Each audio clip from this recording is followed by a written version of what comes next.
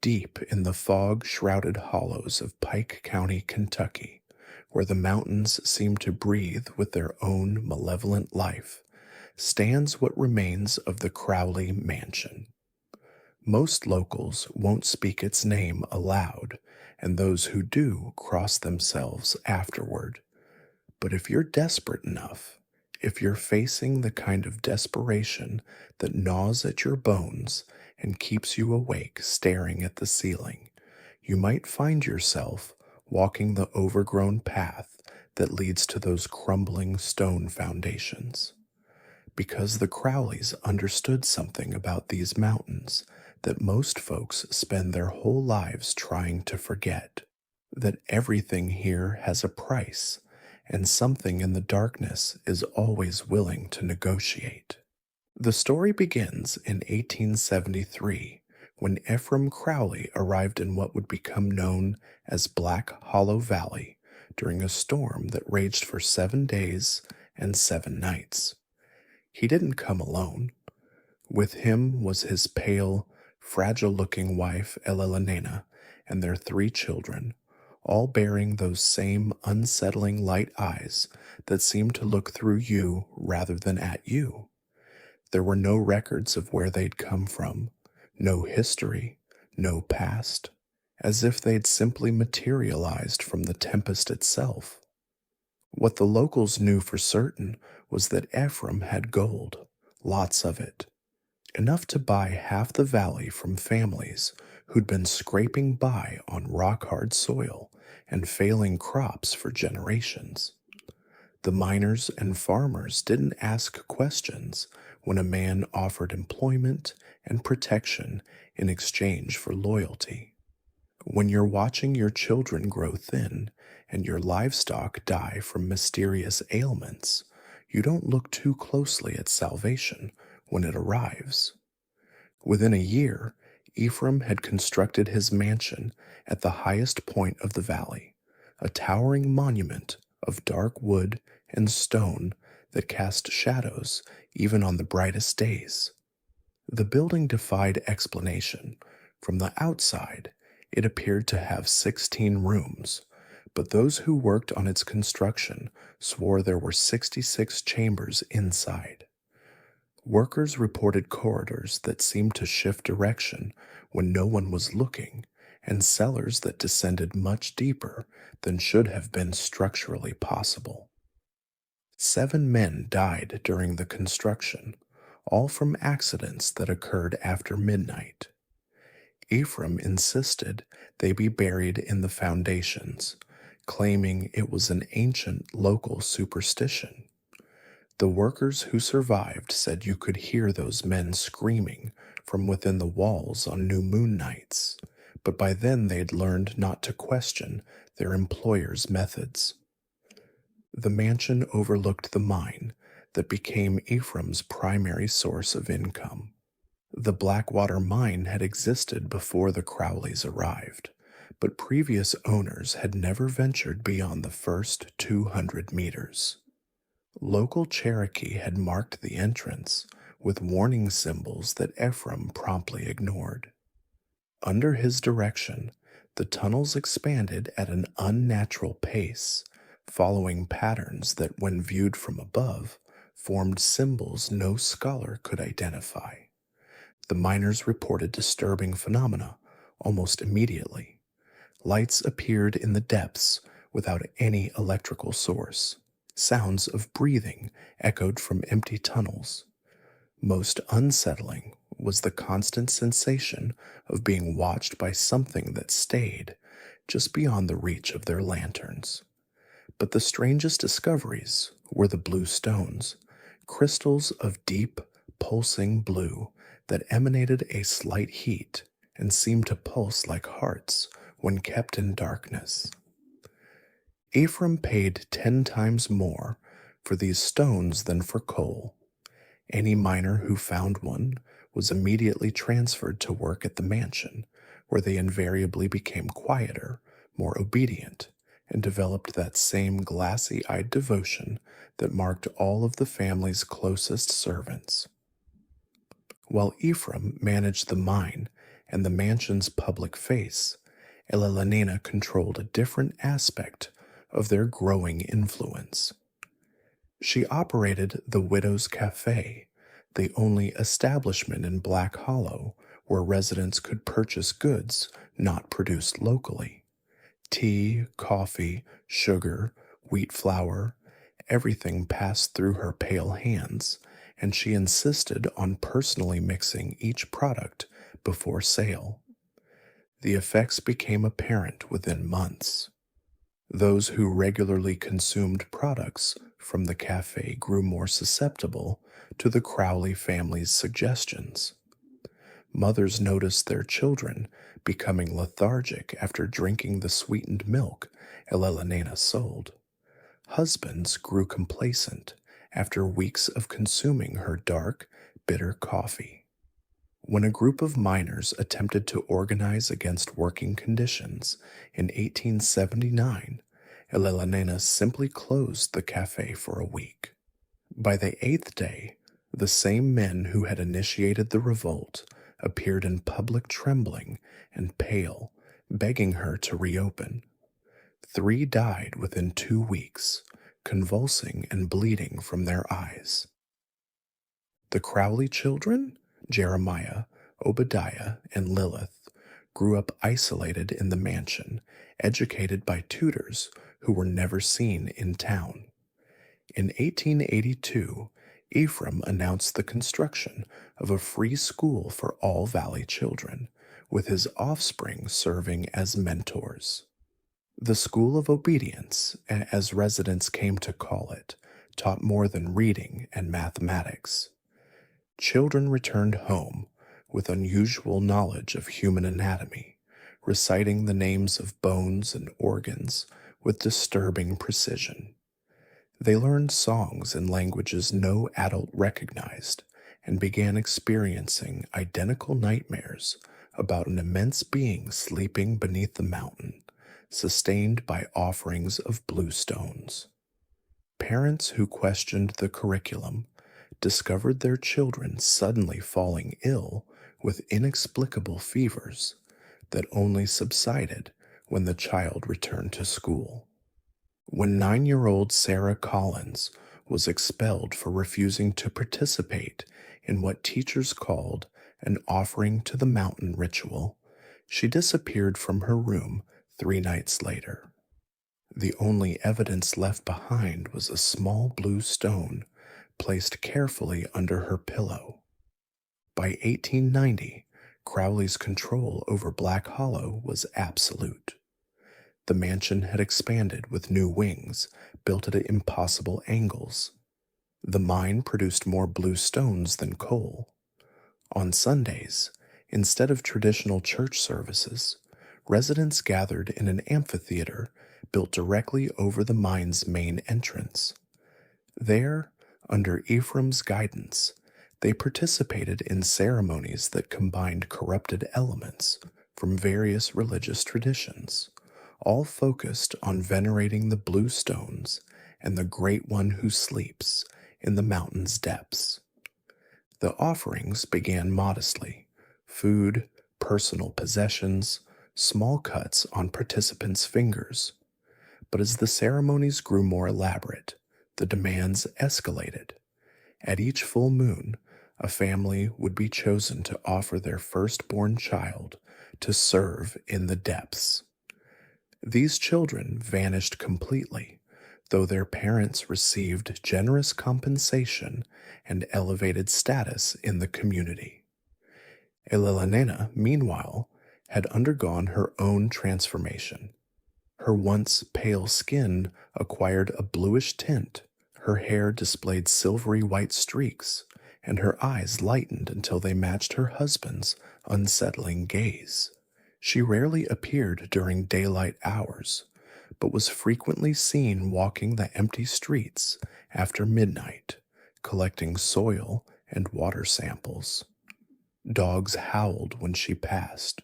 Children reported seeing her floating inches above the ground, and pregnant women avoided crossing her path after rumors spread about her peculiar interest in newborns. In 1894, the local midwife documented that Elelena had given birth to 4 children in a single night, all stillborn and bearing deformities so horrific the midwife refused to describe them in detail. The next morning, the midwife was found in the town square, completely catatonic, with a blue stone sewn into her tongue. The winter of 1897 should have lasted 3 months in Black Hollow.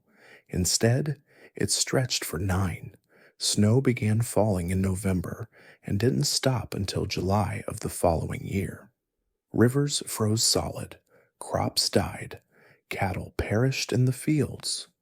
Only the Crowley mansion and its immediate surroundings remained green and flourishing, as if existing in a different season entirely. Ephraim explained this as the blessing of the Great One, a reward for the family's devotion. Hunger spread quickly through the valley, and desperate residents turned to the Crowleys for aid.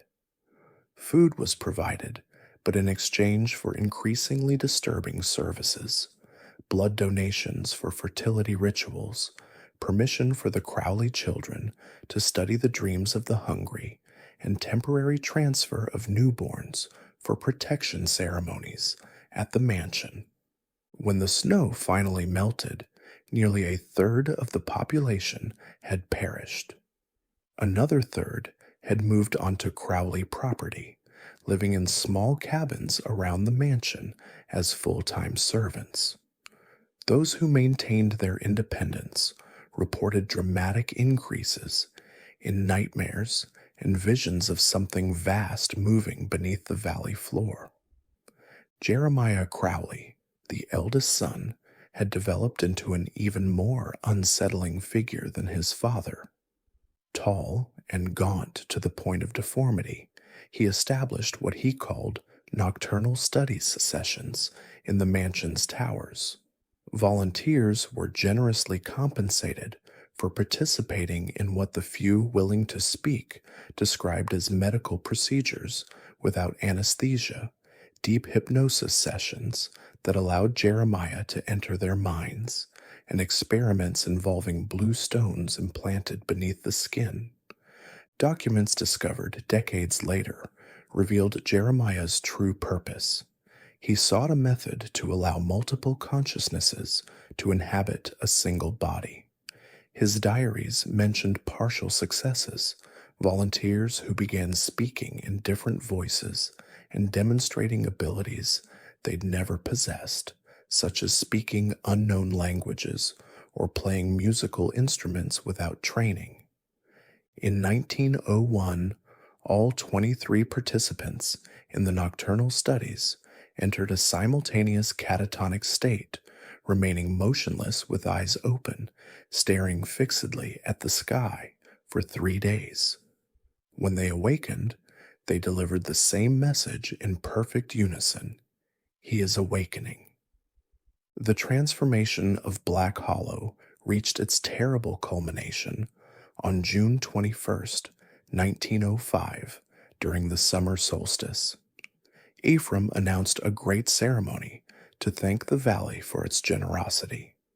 All inhabitants were summoned to the amphitheater above the mine. Those who attempted to flee in previous days were brought back by wolves with glowing eyes or by their own family members, now completely under the family's control. The ceremony began at noon and was scheduled to continue until dawn. Ephraim and his children conducted complex rituals, while Elelena and select women from Lilith's circle prepared a bright blue liquid in enormous cauldrons. At midnight, participants were instructed to drink. What followed was described in the few surviving diary fragments as the collective nightmare. Everyone shared the same vision of an immense being sleeping in the depths, an impossible form composed of flesh, stone, and blue light. As the entity moved in its sleep, participants felt their consciousness being pulled toward it, as if their minds were being absorbed. By dawn, hundreds lay dead, their bodies desiccated as if drained of all fluids. The survivors bore strange blue markings on their skin and spoke in unison. He has partially awakened. The sacrifice was insufficient. The end came in the spring of 1907 when fire erupted simultaneously at multiple points throughout Black Hollow. Survivors described flames that burned blue at the edges and consumed the town in hours. The Crowley mansion was engulfed by particularly intense flames that seemed to burn from within the structure itself. When state authorities finally investigated, they found ruins, hundreds of charred bodies, and evidence of disturbing activities. Labyrinthine tunnels beneath the town, rooms filled with medical and ritual instruments, and partially burned documents detailing experiments with collective consciousness and essence transfer. The bodies of Ephraim, Elelonina, and their children were officially identified among the mansion's ruins, though many remains were strangely deformed by heat in ways that defied explanation. The tragedy was attributed to dangerous mining practices combined with religious fanaticism. The valley was declared uninhabitable due to water contamination and officially abandoned. But residents of neighboring areas continue to report disturbing phenomena. Blue lights seen in the mountains on moonless nights, occasional disappearances of travelers who venture too close to the old valley, and shared dreams of four pale figures watching from a distant hilltop, their eyes glowing with supernatural blue light. The government maintains a research station at the valley's edge, officially monitoring geological activity, but unofficially watching for signs that whatever claimed Black Hollow might still be active beneath Widow's Peak.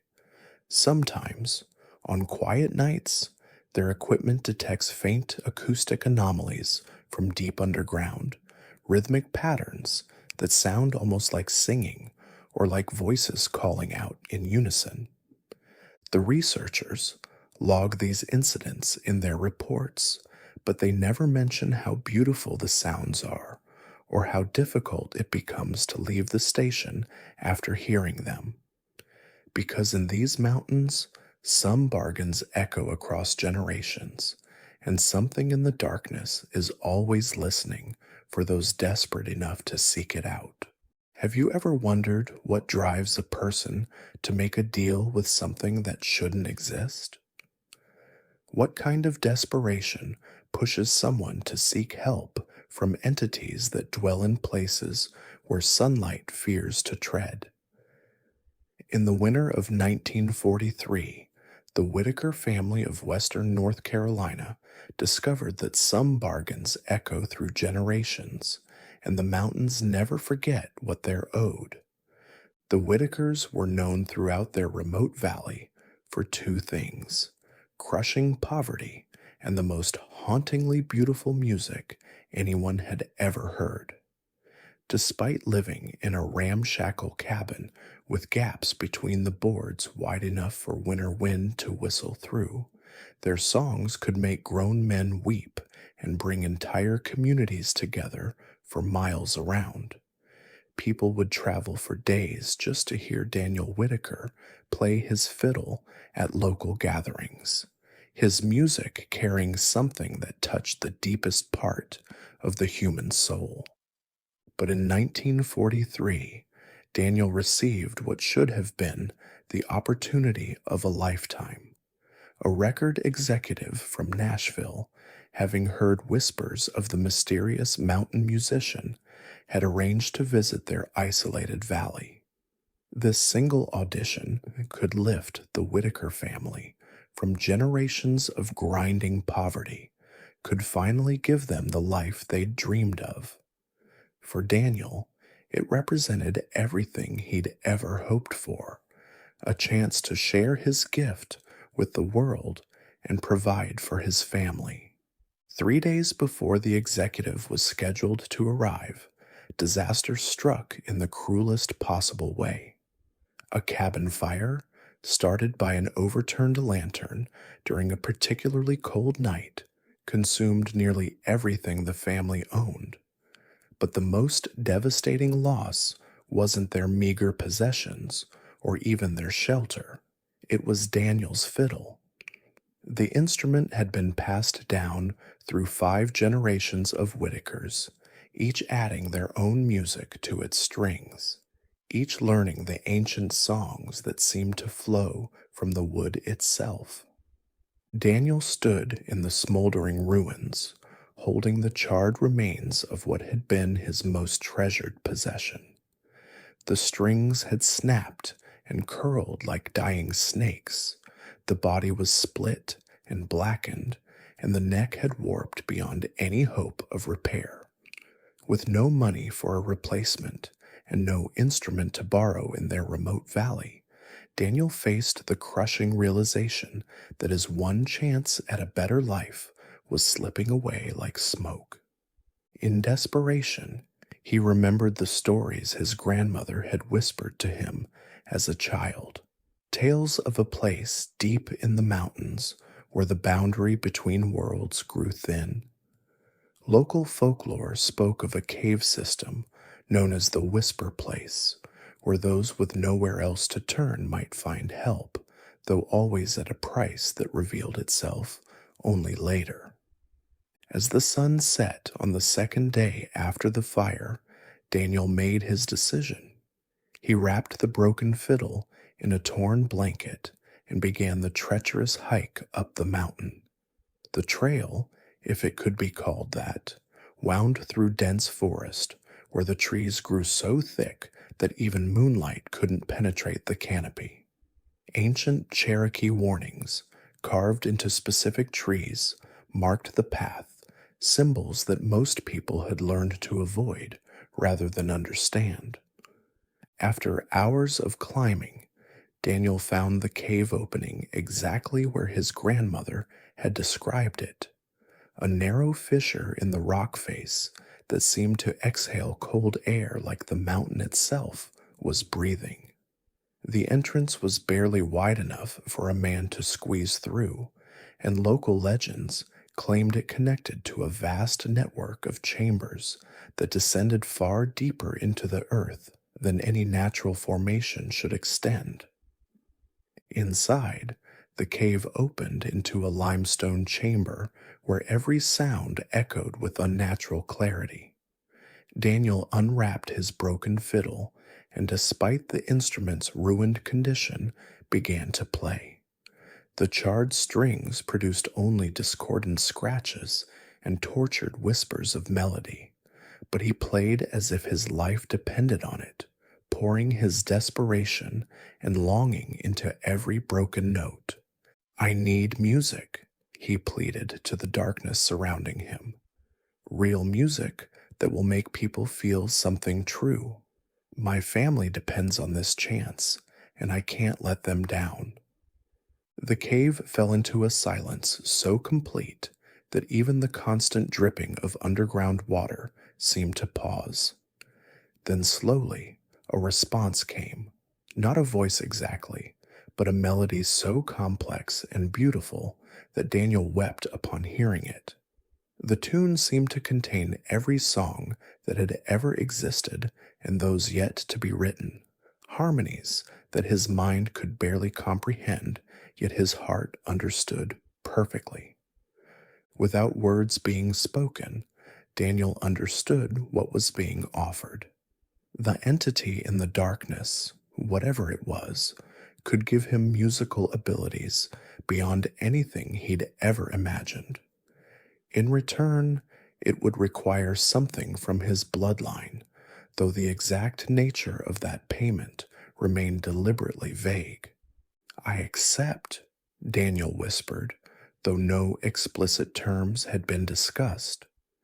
The moment the words left his lips, he felt something fundamental change within him. The broken fiddle in his hands seemed to pulse with new life, and melodies began flowing through his mind like a river that had suddenly found its course. When Daniel emerged from the cave the next morning, he carried nothing but the memory of what he'd experienced and a musical gift that defied explanation. At the audition, playing a borrowed instrument that should have sounded ordinary, he performed compositions that the Nashville executive later described as impossible, like hearing colors that don't exist. The recording contract was signed immediately, and the Whitaker family's life transformed overnight. Daniel's first album launched them to national prominence, with critics struggling to find words for music that seemed to reach into listeners' souls and rearrange their emotions. Each generation since has produced musicians of inexplicable talent, their compositions evoking responses so powerful that audiences often experience collective hallucinations during performances. But the gift came with patterns that grew more disturbing over time. Whitaker musicians could never record successfully in studios. Their equipment would malfunction in ways that baffled audio engineers. Their music could only be captured during live performances, and even then, the recordings contained strange secondary sounds. Whispers in unknown languages, rhythmic thumping that sounded like massive heartbeats, and crackling noises that seemed to emanate from somewhere beyond the physical world. Family members began exhibiting increasing eccentricities as their abilities peaked.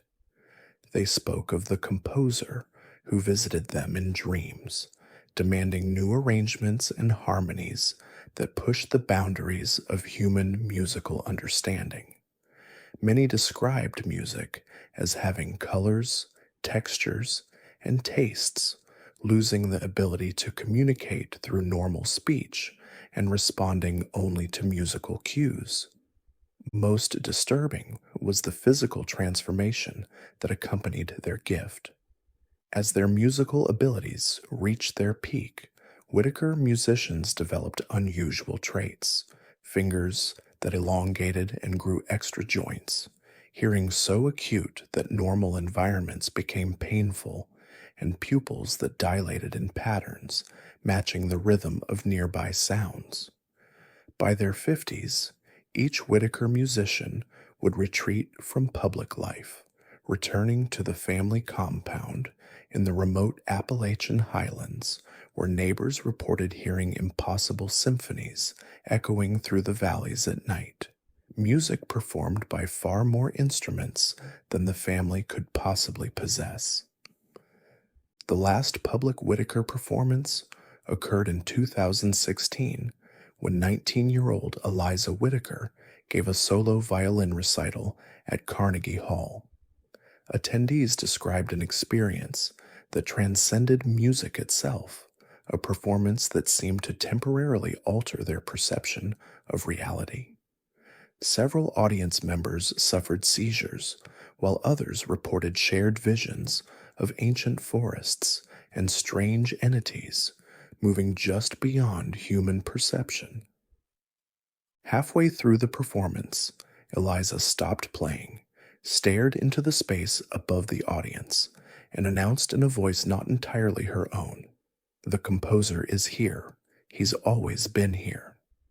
She then continued with a composition so complex that music experts later declared it impossible for human hands to perform, the notes seeming to come from the violin without her fingers moving in ways that could produce such sounds. Eliza disappeared immediately after the concert, and the Whitaker compound now stands abandoned.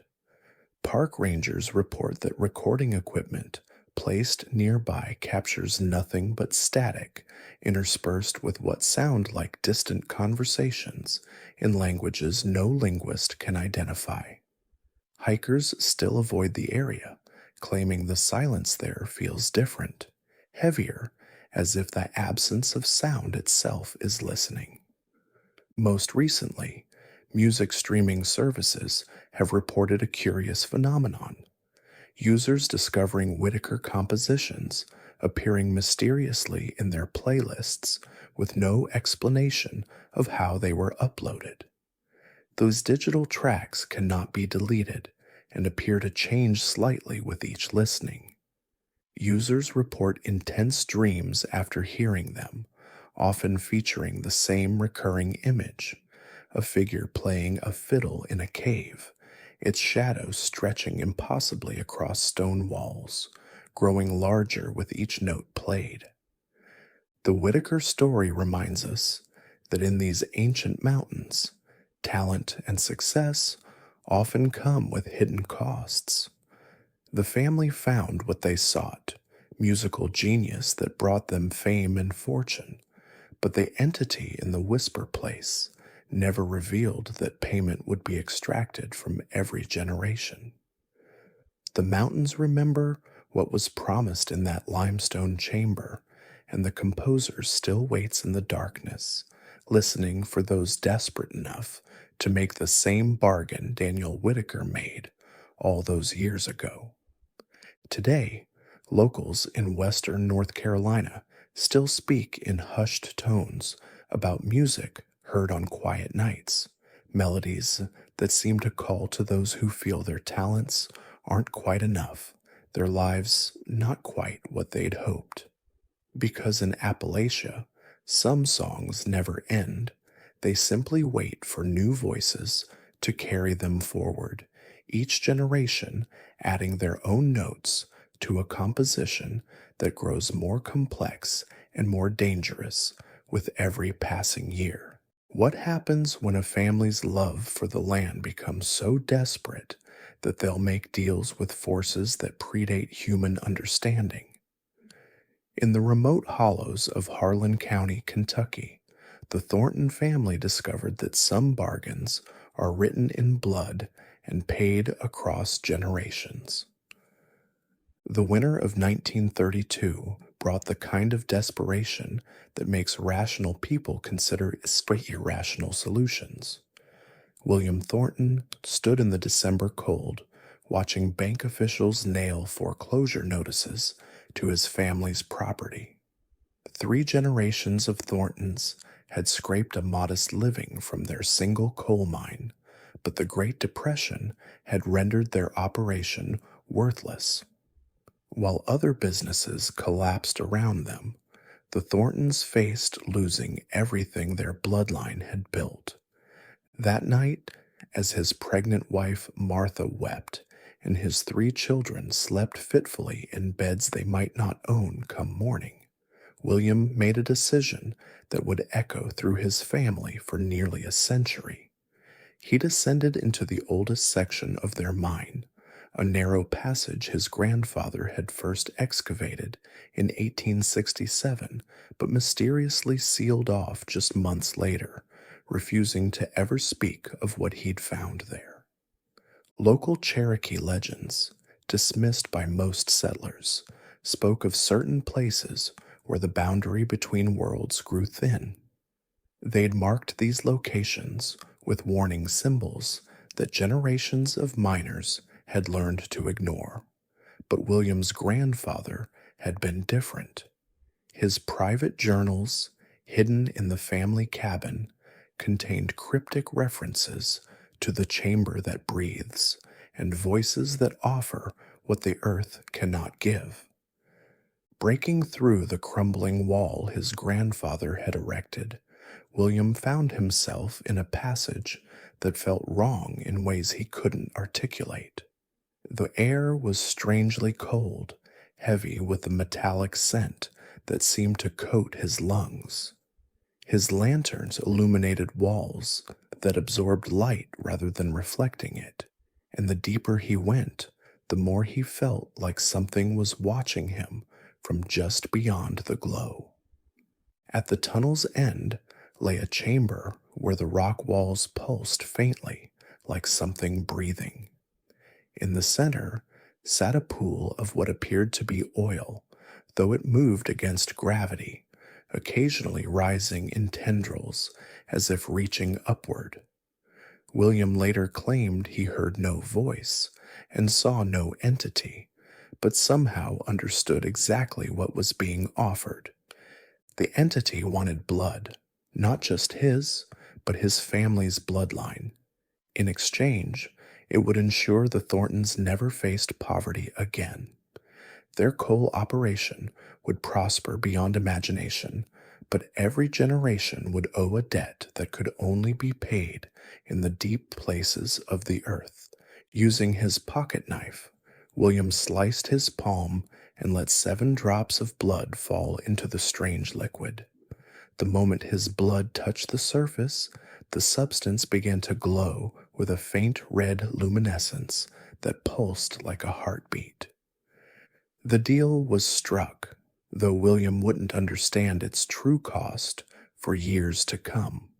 By morning, William had formulated a plan to save his business that seemed to come from nowhere. Within 6 months, he'd secured investors and expanded operations. Within a year, Thornton Coal emerged as one of the few mining operations to actually grow during the Depression.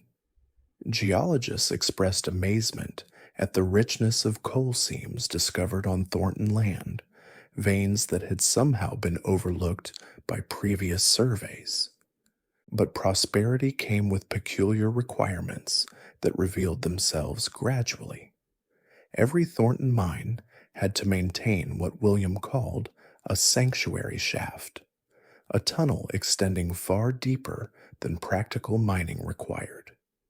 These passages, secured by heavy doors marked with symbols that hurt to look at directly, were strictly off limits to all employees. Company policy forbade entry except on the winter solstice, when the mines would shut down for maintenance.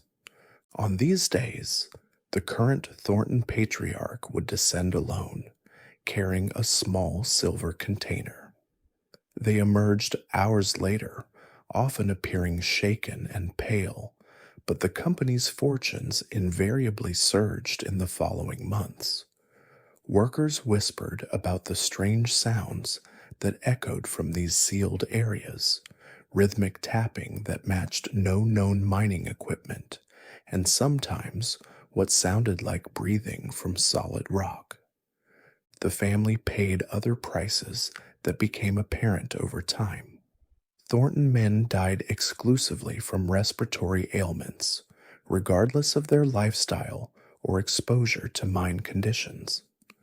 Medical reports showed their lungs contained a strange black substance that wasn't coal dust, wasn't cancer, but something that seemed to consume tissue from within. None of the Thornton patriarchs lived past 55. More disturbing were the births.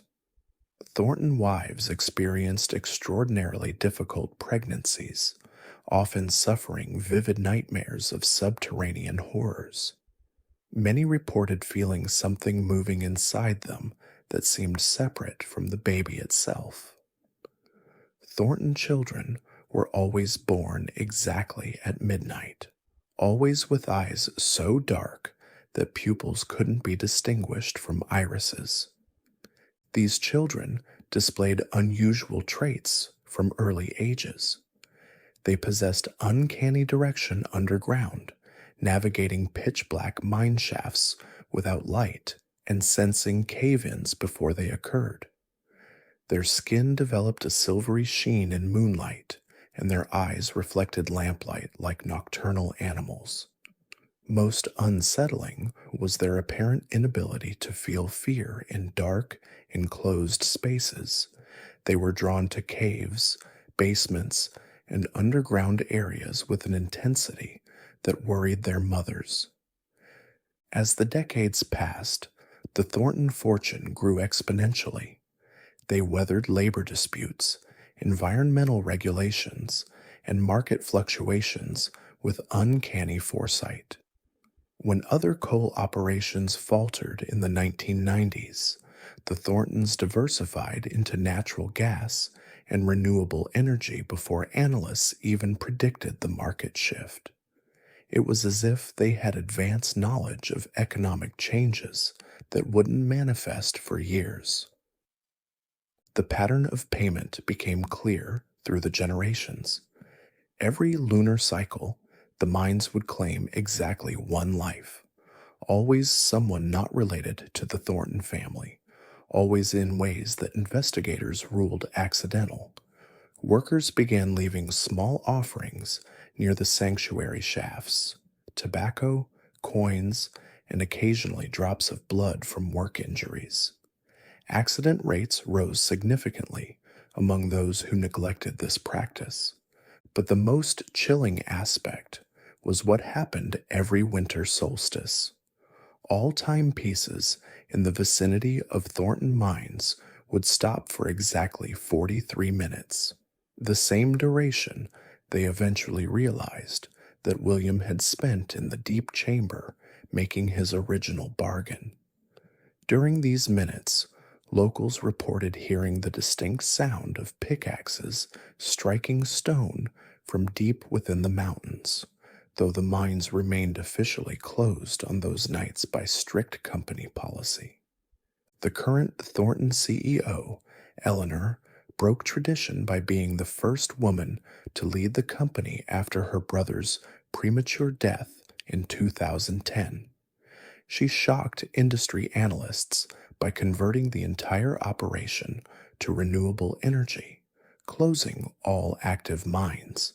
Experts predicted disaster, but Thornton Energy became inexplicably dominant in the solar market, their panels producing efficiency rates that competitors couldn't explain or replicate. The sanctuary shafts remain maintained, their entrances now disguised as environmental monitoring stations. Local employees whisper that Eleanor still descends annually, though what transaction occurs in those depths has evolved with the company's new direction. Remote security cameras occasionally malfunction near these sites, briefly capturing images of what appear to be fluid shadows moving against the laws of physics. Eleanor herself has changed since taking over. Employees note that she seems to age more slowly than normal, and her eyes have taken on the same unsettling darkness that marked previous Thornton generations. She speaks sometimes of hearing voices from deep places, guiding her business decisions with knowledge that seems to come from sources beyond normal market analysis. The most disturbing development came in 2018 when Eleanor announced plans to expand into geothermal energy. The new facilities would require drilling deeper than any previous Thornton operation, directly into the geological formations where her great great grandfather first made his bargain. Environmental impact studies showed unusual seismic activity in the area, and several workers reported equipment that moved on its own and temperatures that fluctuated wildly despite stable geological conditions. Local Cherokee activists, descendants of those who'd originally marked the area as forbidden, filed injunctions to stop the drilling. Their legal documents cited not environmental concerns, but spiritual ones. They claimed the Thorntons were feeding the hunger that sleeps beneath, and warned that deeper drilling would wake what should remain dreaming. The case was settled out of court for an undisclosed sum, and the drilling was quietly relocated to a different area. But satellite imagery shows continued activity at the original site, with equipment arriving under cover of darkness and unexplained lights visible from miles away. Service technicians refuse to work alone at Thornton facilities, reporting sensations of being watched by something hiding just beyond the reach of their flashlights. Some claim to hear whispers in languages they don't recognize, always seeming to come from below their feet. The few willing to discuss their experiences describe feeling an overwhelming urge to descend deeper into the facilities, following sounds that seem to call specifically to them. Eleanor Thornton still lives in the family compound, though neighbors note strange changes to the property. The gardens flourish even in winter, growing varieties of plants that shouldn't survive in Kentucky's climate. The groundwater runs warm year round, and sometimes visitors report seeing lights beneath the surface of the family pond, not reflections, but illumination coming from something deep underwater. Today, the Thornton name remains synonymous with innovation and success in the energy sector. Business schools study their remarkable ability to anticipate market changes and adapt to new technologies. But in the hollows of Harlan County, older residents still remember the stories their grandparents told about the sounds that come from the mountains on winter nights. Sounds like breathing, like something vast and patient waiting for the next payment on a debt that compounds with each generation. The mountains remember what William Thornton promised in that chamber nearly a century ago. And as Eleanor Thornton ages more slowly than she should, as her eyes grow darker and her knowledge of hidden things expands, locals understand that some bargains echo through bloodlines forever. The entity that dwells in the deep places is patient, but it never forgets what it's owed. Because in these ancient mountains, success always comes with a price, and the Thorntons learned too late that the cost isn't paid just once. It's inherited, like the family name, passed down through generations who discover that prosperity and damnation can be the same thing. Deep in the remote hollows of eastern Kentucky, where the morning mist clings to the mountainsides, like something alive and searching, the Whitmore family built their homestead in 1889 on land that locals whispered should never be settled. They came from Virginia, fleeing debts and desperately seeking a fresh start, but what they found in Devil's Backbone Valley was far more than they bargained for. The valley itself defied explanation. While surrounding peaks caught snow that would linger for months, Devil's Backbone remained mysteriously warm, its soil so rich and black it seemed almost unnatural. The previous landowner, an old Cherokee man named Joseph Crow Feather, had sold the property to Samuel Whitmore for a price so low it bordered on suspicious. As he handed over the deed, Crow Feather's final words haunted Samuel for weeks afterward. The mountain provides, but it always collects what it's owed. Samuel dismissed the warning as superstition, but within their first year, the Whitmore family experienced prosperity that defied all logic. Their crops grew larger and more abundant than anything their neighbors could produce. Their livestock never fell ill, their children never went hungry, and their small cabin seemed to expand itself, rooms appearing overnight as if the mountain itself was providing additional space for the growing family. But prosperity in Devil's Backbone Valley came with rules that the Whitmores learned through whispered dreams and strange occurrences that began almost immediately after their arrival. The first rule was simple: never venture beyond the tree line during the new moon. The second was more disturbing. Every autumn, on the night of the first frost, one family member had to walk alone to the ancient stone circle hidden deep in the forest behind their property and leave an offering. The stone circle was older than memory, a ring of 7 standing stones, each carved with symbols that seemed to shift and change when viewed directly. At the circle's center lay a natural depression in the earth that never filled with rainwater, no matter how fierce the storms. This was where the offerings had to be placed, and the mountain was very specific about what it required. The first year, Samuel's wife Martha made the journey, carrying a basket containing their finest preserves, fresh bread, and a small wooden doll she'd carved for their youngest daughter. She returned pale and shaking, claiming she'd heard voices speaking in a language that felt ancient beyond measure, promising continued prosperity in exchange for continued devotion. The next morning, their fields yielded a harvest so bountiful they had to build additional storage buildings. As the years passed, the offerings became more elaborate and more personal. The mountain seemed to crave items that held emotional significance: family heirlooms, treasured photographs, locks of hair from each family member. Martha began keeping a detailed journal of what the mountain requested, noting how the demands grew more specific with each passing year.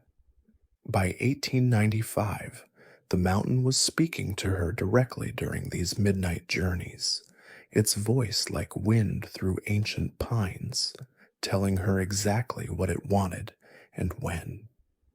The Whitmore children grew up understanding that their family's prosperity wasn't normal, but they accepted it as simply the way things were in Devil's Backbone Valley. They learned to recognize the mountain's moods, understanding that certain atmospheric conditions meant it was pleased, while others suggested growing hunger. They could sense when the mountain was preparing to make a request, feeling it as a pressure in their chests and a ringing in their ears that grew stronger as autumn approached. Young Thomas Whitmore, the eldest son, possessed the strongest connection to the mountain.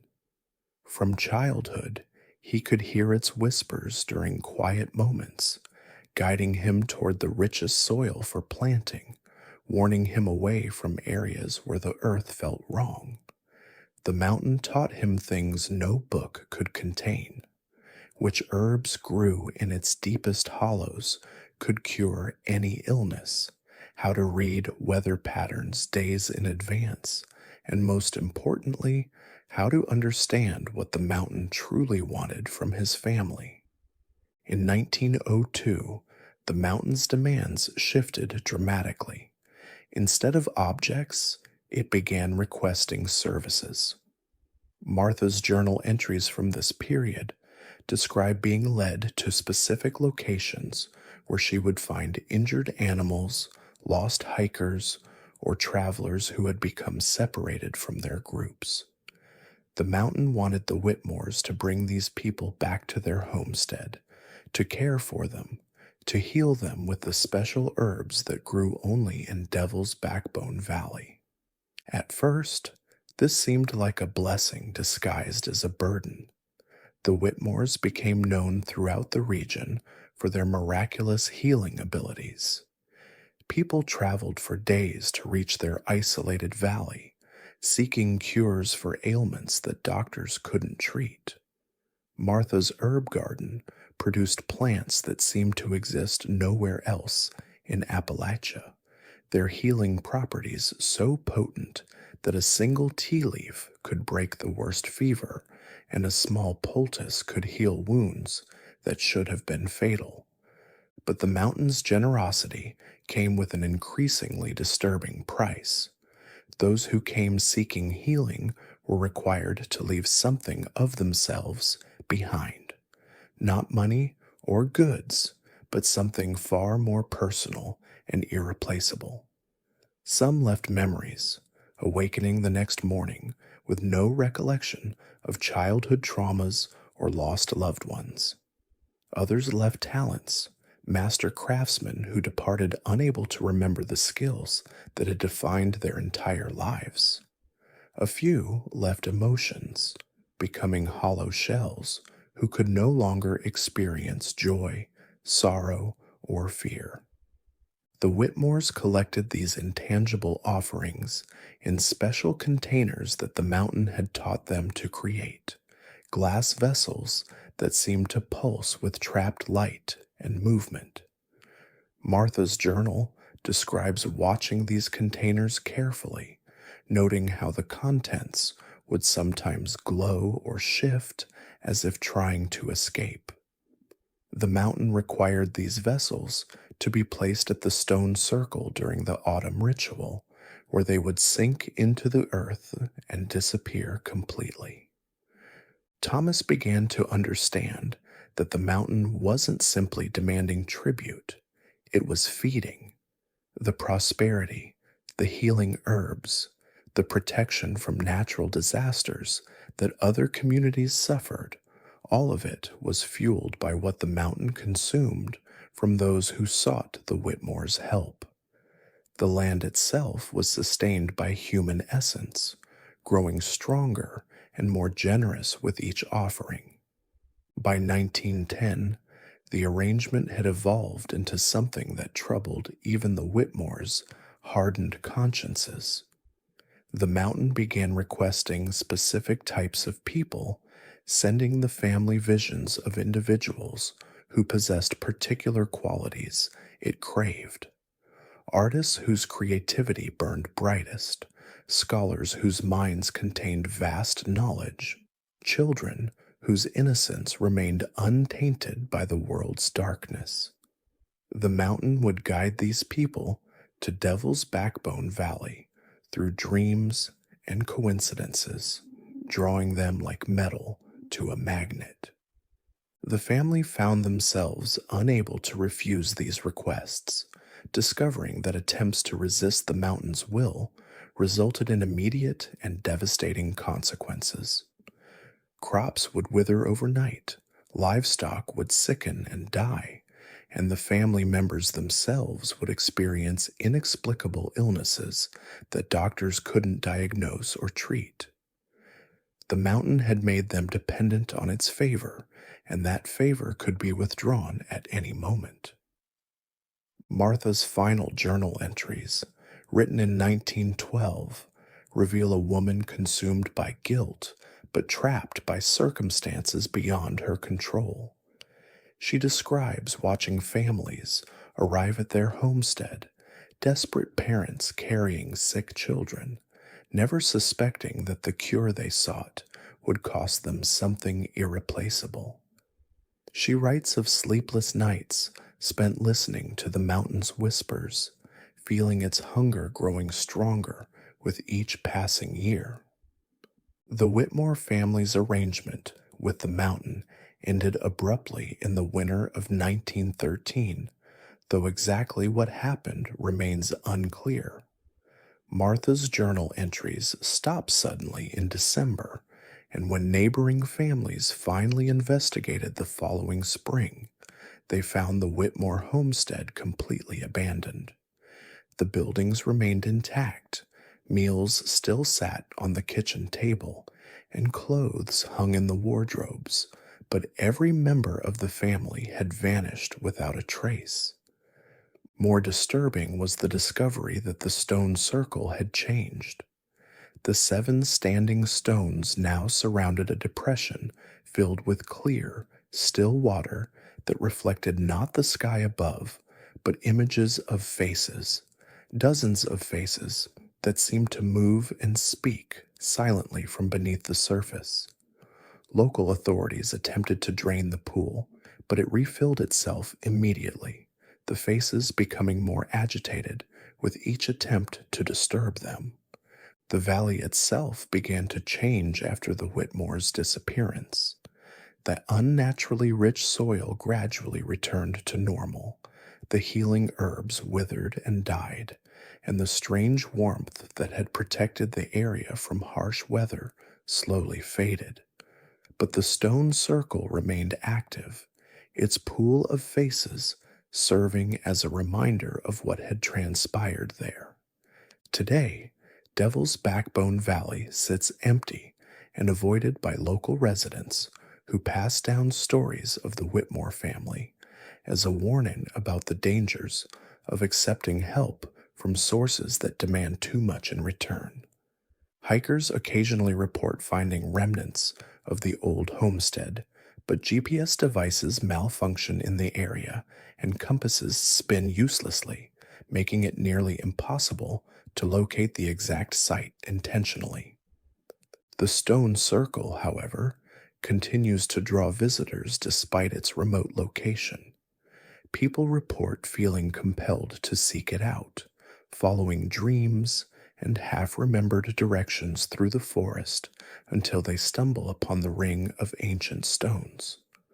Most turn back immediately upon seeing the pool and its trapped faces, but a few each year are found by searchers days later, sitting peacefully beside the water with no memory of how they arrived there and no ability to explain the profound sense of loss they carry forever afterward. The mountain remembers the Whitmores and the arrangement they made. On autumn nights, when the mist rolls thick through Devil's Backbone Valley, locals claim they can still hear Martha's voice echoing from the stone circle, warning new arrivals about the true cost of the mountain's generosity. But the warnings go unheeded because the mountain's hunger never sleeps, and it continues to call to those desperate enough to make deals they don't fully understand. The faces in the pool watch and wait, serving as eternal testament to a family that learned too late that some bargains extract a price far greater than anyone should ever be willing to pay. And somewhere in the depths of that still water, the Whitmores themselves look up at the sky they'll never see again, their own faces joining the collection of those who discovered that the mountain always collects what it's owed. Deep in the fog-shrouded hollows of eastern Tennessee, where the morning mist seems to move with purpose and the shadows fall wrong even at midday, the Galloway family made their home in 1881 on land that no Cherokee would touch. They arrived not by choice, but by desperation, fleeing a scandal in North Carolina that had left them with nothing but a worn-down wagon and 3 hungry children.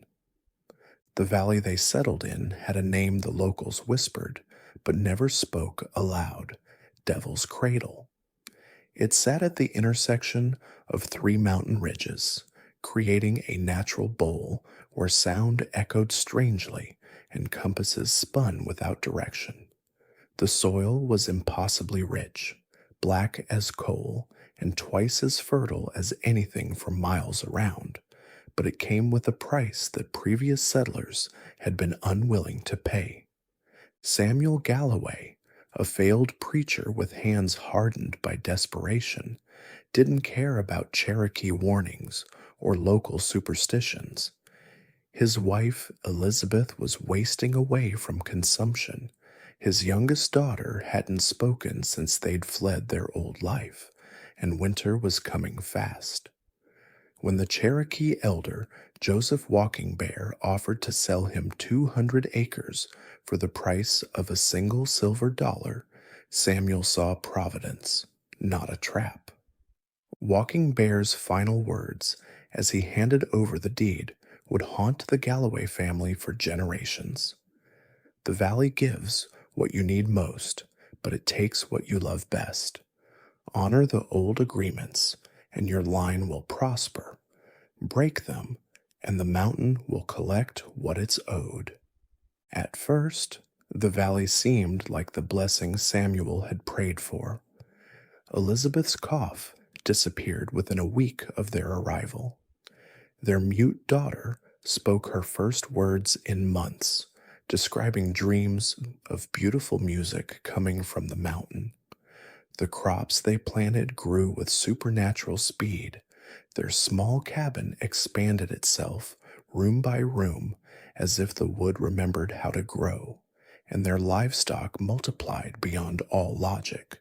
But the valley's generosity came with rules that revealed themselves slowly, like symptoms of a disease that takes time to manifest. The first rule was simple. Every full moon, one family member had to walk alone to the stone circle hidden deep in the woods behind their property and leave an offering. The second rule was more disturbing. They could never leave the valley permanently. Attempts to do so resulted in immediate and severe consequences. The stone circle itself predated Cherokee memory, a ring of 7 black stones that seemed to absorb light rather than reflect it.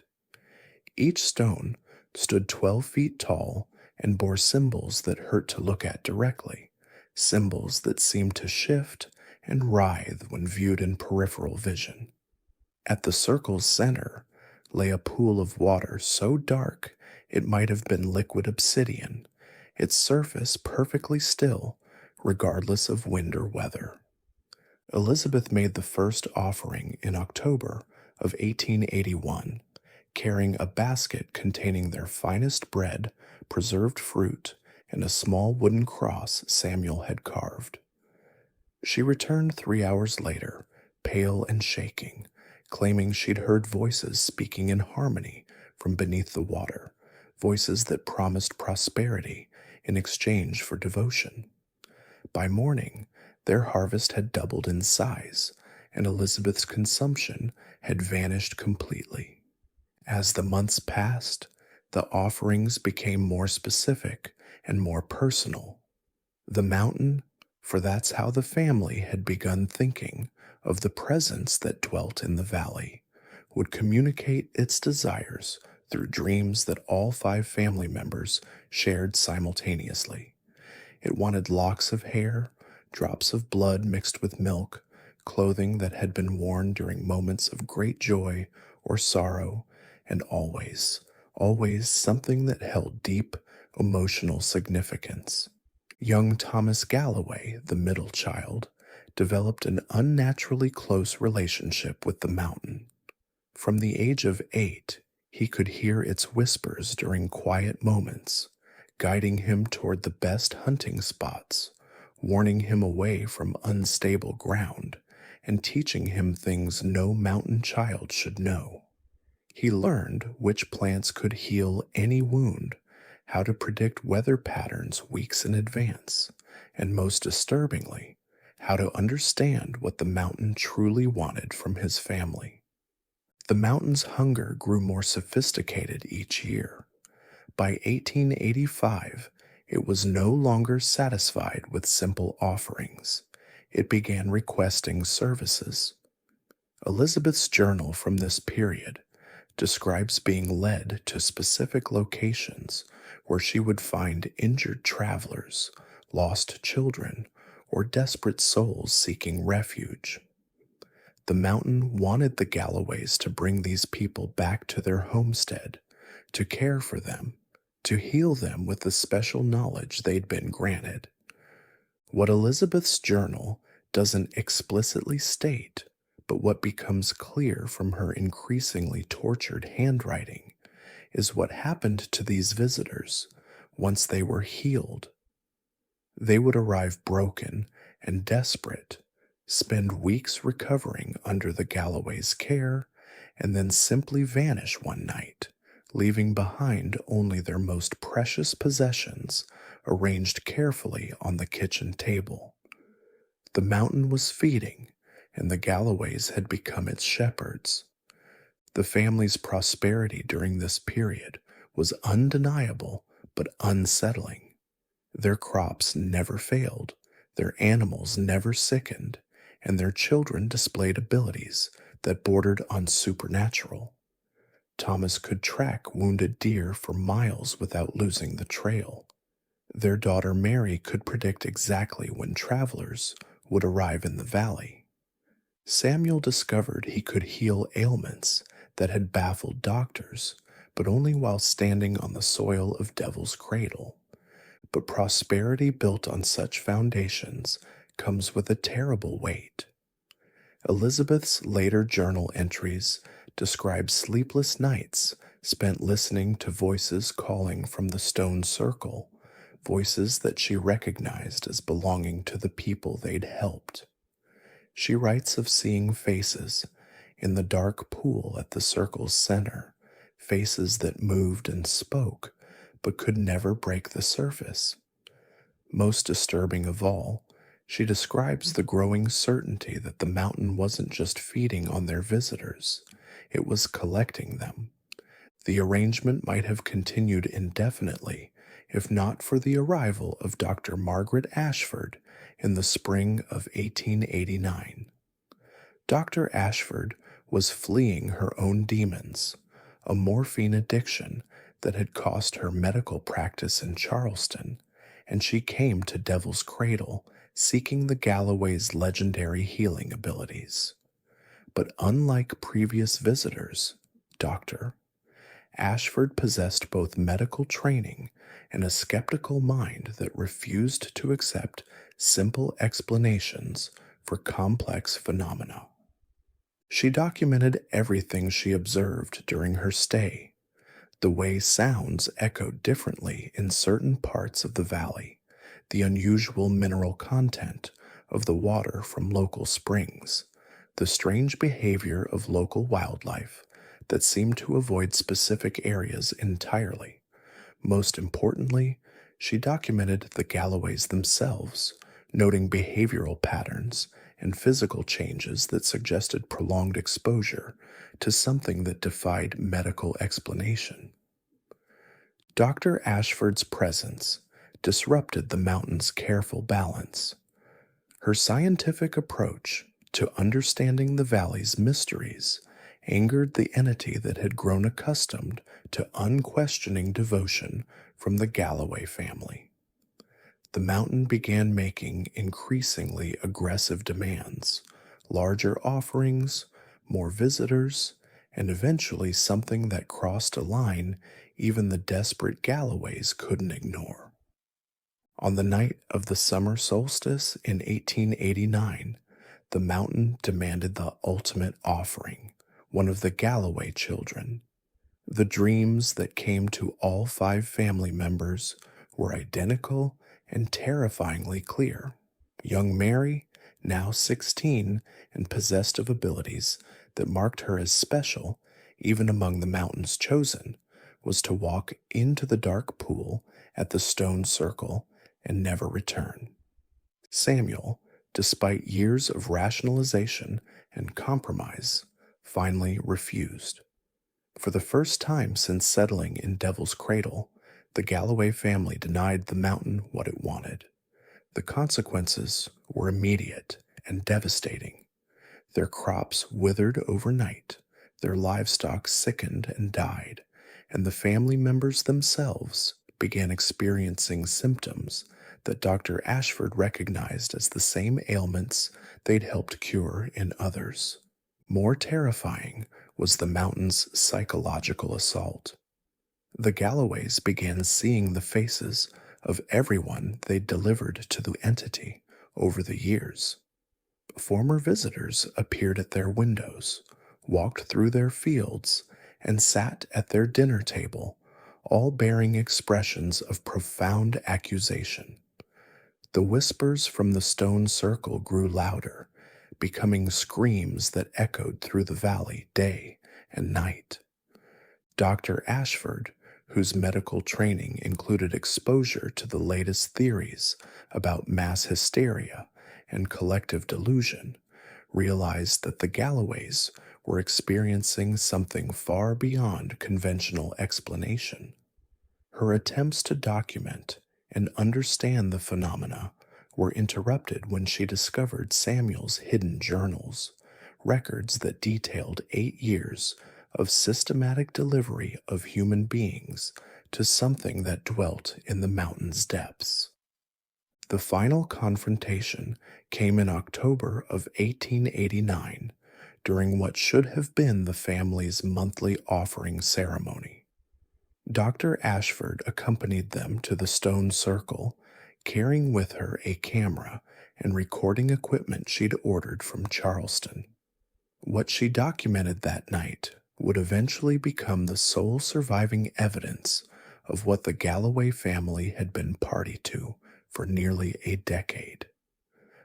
The photographs, discovered decades later in Dr. Ashford's effects, show figures emerging from the dark pool at the circle's center, figures that appear to be every person the Galloways had helped over the years.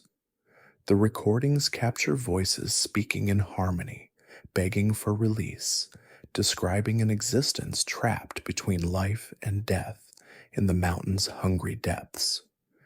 But the most chilling documentation is Dr.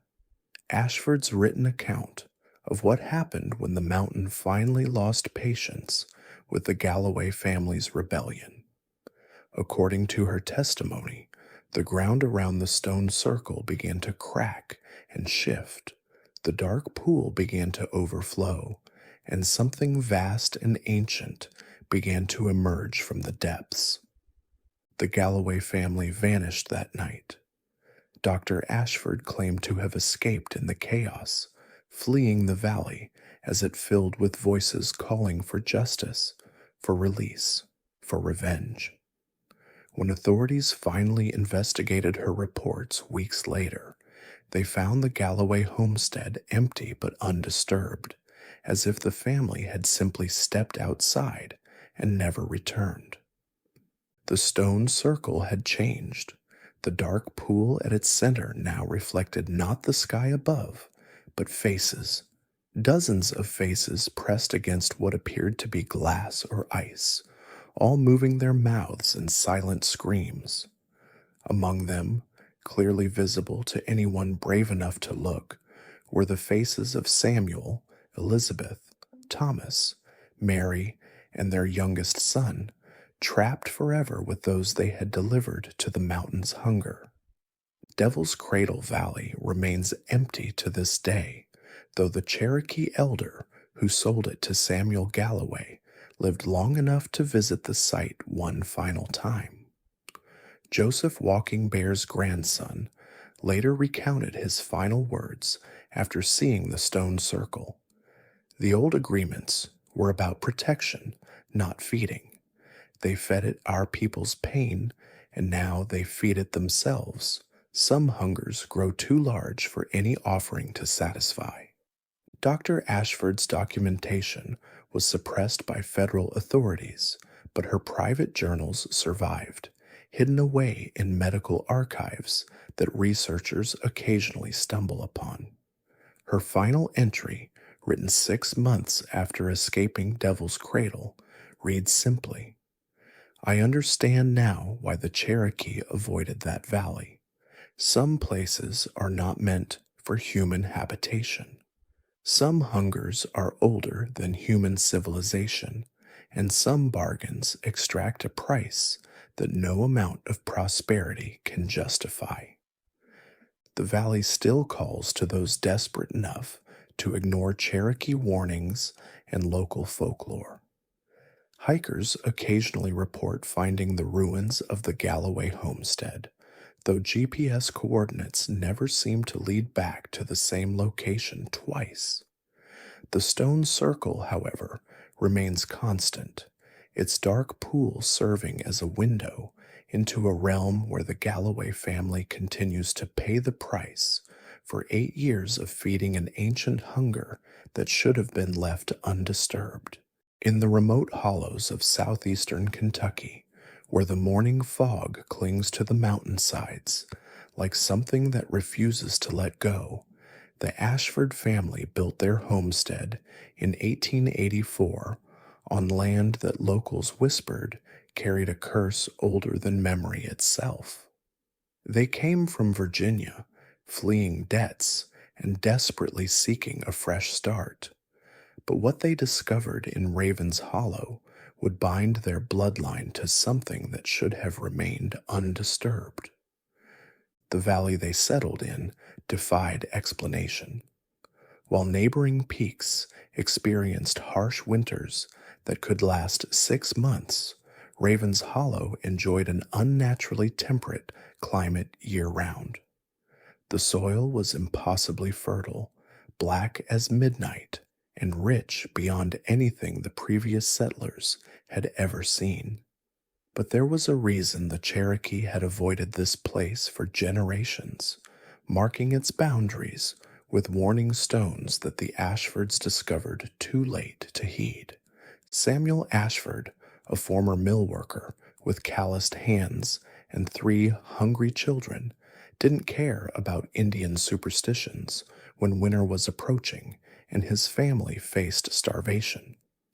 When the Cherokee elder Joseph Crow Walker offered to sell him 300 acres for the price of a single gold piece, Samuel saw divine providence, not a trap waiting to spring. Crow Walker's parting words would echo through Samuel's nightmares for the rest of his shortened life. The valley provides what you need most, but demands what you treasure best. Honor the old agreements, and your bloodline will flourish. Break them, and the mountain will take everything you hold dear. At first, the valley seemed like the answer to every prayer Samuel had ever whispered. His wife Martha's persistent cough vanished within days of their arrival. Their youngest daughter, who hadn't spoken since witnessing a terrible accident back in Virginia, began talking again, describing vivid dreams of beautiful music echoing from deep within the mountain.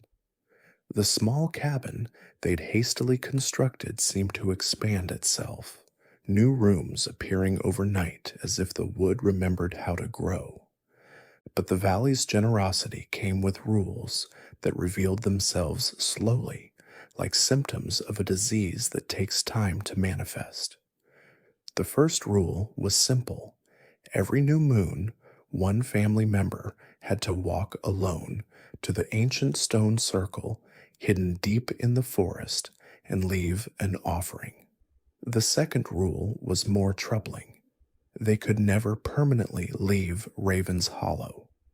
Attempts to do so resulted in immediate and severe consequences that made the family's previous poverty seem like luxury. The stone circle itself was older than Cherokee memory, a ring of 9 black stones that seemed to absorb light rather than reflect it. Each stone stood 15 feet tall and bore symbols that hurt to look at directly, symbols that seemed to shift and writhe when observed in peripheral vision. At the circle's center lay a pool of water so dark it might have been liquid obsidian, its surface perfectly still regardless of wind or weather.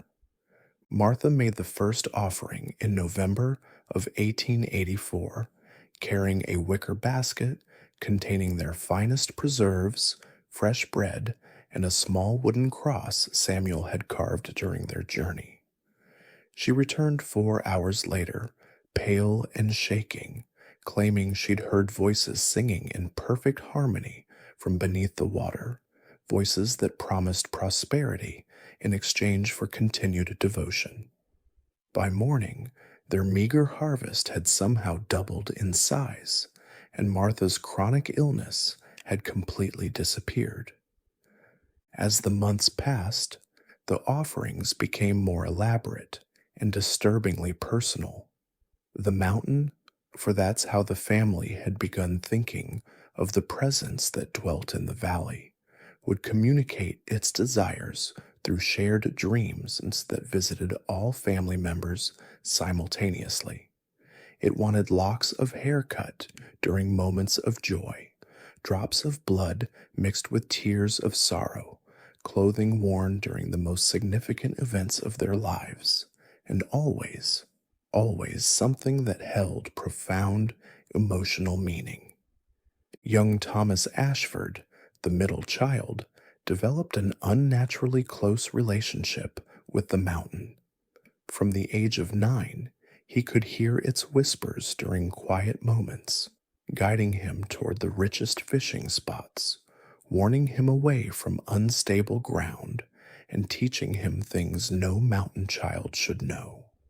He learned which plants could heal any wound when mixed with soil from the stone circle, how to predict weather patterns weeks in advance, and most disturbingly, how to understand what the mountain truly wanted from his family. The mountain's appetite grew more sophisticated each year. By 1887, it was no longer satisfied with simple offerings. It began requesting services. Martha's journal from this period describes being led to specific locations where she would find injured travelers, lost prospectors, or desperate families seeking refuge. The mountain wanted the Ashfords to bring these people back to their homestead, to care for them, to heal them with the special knowledge they'd been granted. What Martha's journal doesn't explicitly state, but what becomes clear from her increasingly tormented handwriting, is what happened to these visitors once they were healed. They would arrive broken and desperate, spend weeks recovering under the Ashfords' miraculous care, and then simply vanish one night, leaving behind only their most precious possessions arranged carefully on the kitchen table. The mountain was feeding, and the Ashfords had become its loyal shepherds. The family's prosperity during this period was undeniable but deeply unsettling. Their crops never failed even during regional droughts. Their animals never sickened despite epidemics that devastated neighboring farms, and their children displayed abilities that bordered on supernatural. Thomas could track wounded animals for miles without losing the trail. Their daughter Mary could predict exactly when strangers would arrive in the valley, and Samuel discovered he could heal ailments that had baffled trained doctors, but only while standing on the soil of Raven's Hollow. But prosperity built on such foundations extracts a terrible price. Martha's later journal entries describe sleepless nights spent listening to voices calling from the stone circle, voices that she recognized as belonging to the people they'd helped. She writes of seeing faces in the dark pool at the circle's center, faces that moved and spoke, but could never break the surface. Most disturbing of all, she describes the growing certainty that the mountain wasn't just feeding on their visitors, it was collecting them, storing them away like a miser hoarding gold. The arrangement might have continued indefinitely if not for the arrival of Dr. Rebecca Morrison in the spring of 1890.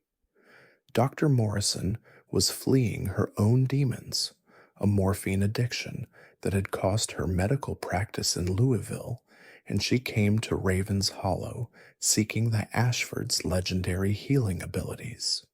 But unlike previous visitors, Dr. Morrison possessed both medical training and a rational mind that refused to accept simple explanations for complex phenomena. She documented everything she observed during her stay, the way sounds echoed strangely in certain parts of the valley, the unusual mineral content of the water from local springs, the bizarre behavior of wildlife that seemed to avoid specific areas entirely. Most importantly, she documented the Ashfords themselves, noting behavioral patterns and physical changes that suggested prolonged exposure to something that defied medical explanation. Dr. Morrison's presence disrupted the mountain's careful balance. Her scientific approach to understanding the valley's mysteries angered the entity that had grown accustomed to unquestioning devotion from the Ashford family.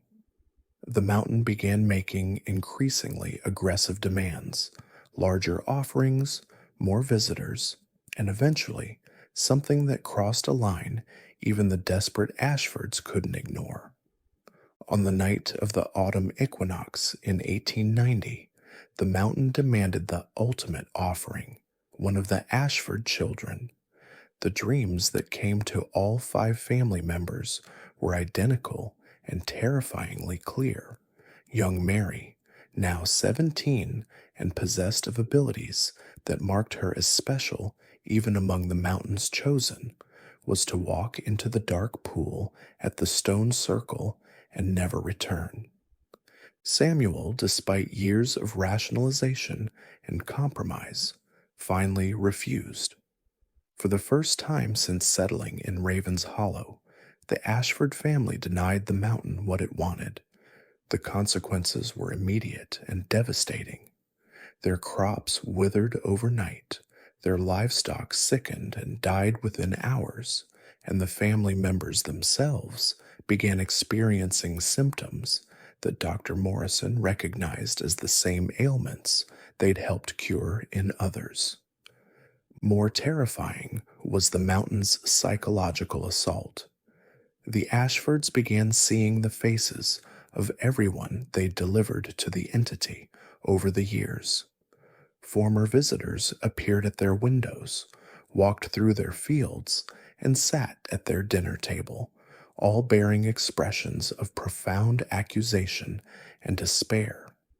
The whispers from the stone circle grew louder, becoming screams that echoed through the valley day and night.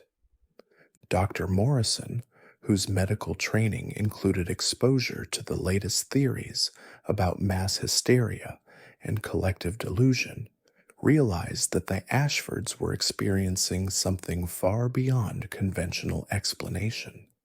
Her attempts to document and understand the phenomena were interrupted when she discovered Samuel's hidden journals, records that detailed 6 years of systematic delivery of human beings to something that dwelt in the mountain's depths. The final confrontation came in October of 1890, during what should have been the family's monthly offering ceremony.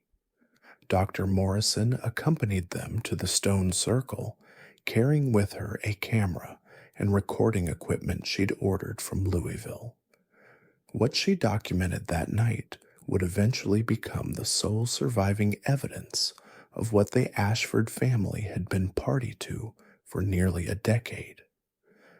The photographs, discovered decades later in Dr. Morrison's effects, show figures emerging from the dark pool at the circle's center, figures that appear to be every person the Ashfords had helped over the years. Her written records capture voices speaking in unison, begging for release, describing an existence trapped between life and death in the mountain's hungry depths. But the most chilling documentation is Dr. Morrison's first-hand account of what happened when the mountain finally lost patience with the Ashford family's rebellion. According to her testimony, the ground around the stone circle began to crack and shift. The dark pool began to overflow with something that wasn't quite water, and something vast and ancient began to emerge from the depths. The Ashford family vanished that night. Dr. Morrison claimed to have escaped in the chaos, fleeing the valley as it filled with voices calling for justice, for release, for revenge. When authorities finally investigated her reports weeks later, they found the Ashford homestead empty but undisturbed, as if the family had simply stepped outside for an evening walk and never returned. The stone circle had changed. The dark pool at its center now reflected not the sky above, but faces, dozens of faces pressed against what appeared to be glass or ice, all moving their mouths in silent screams. Among them, clearly visible to anyone brave enough to look, were the faces of Samuel, Martha, Thomas, Mary, and their youngest son, trapped forever with those they had delivered to the mountain's insatiable hunger. Raven's Hollow remains empty to this day. Dr. Morrison's documentation was suppressed by federal authorities, but her private journals survived, hidden away in medical archives that researchers occasionally discover. Her final entry, written 6 months after escaping the valley, read simply, I understand now why the Cherokee avoided that place. Some hungers are older than human civilization, and some bargains extract a price that no amount of prosperity can justify. The mountain still calls to me in my dreams, promising healing for my addiction, promising relief from my guilt.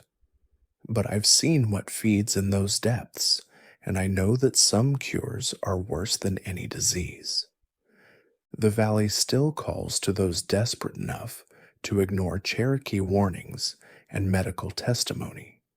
Hikers occasionally report finding the ruins of the Ashford homestead, though GPS coordinates never seem to lead back to the same location twice. The stone circle, however, remains constant, its dark pool serving as a window into a realm where the Ashford family continues to pay the price for 6 years of feeding an ancient hunger that should have been left to starve in the darkness below. The Ashford family arrived in the remote hollows of eastern Tennessee in 1894 with nothing but a pregnant wife, 3 starving children, and the clothes on their backs. Thomas Ashford had lost everything in a mining accident that crushed his leg and left him unable to work. With winter approaching and no prospects, he'd heard whispers of cheap land deep in the Cumberland Mountains, where a man could start over if he wasn't particular about neighbors.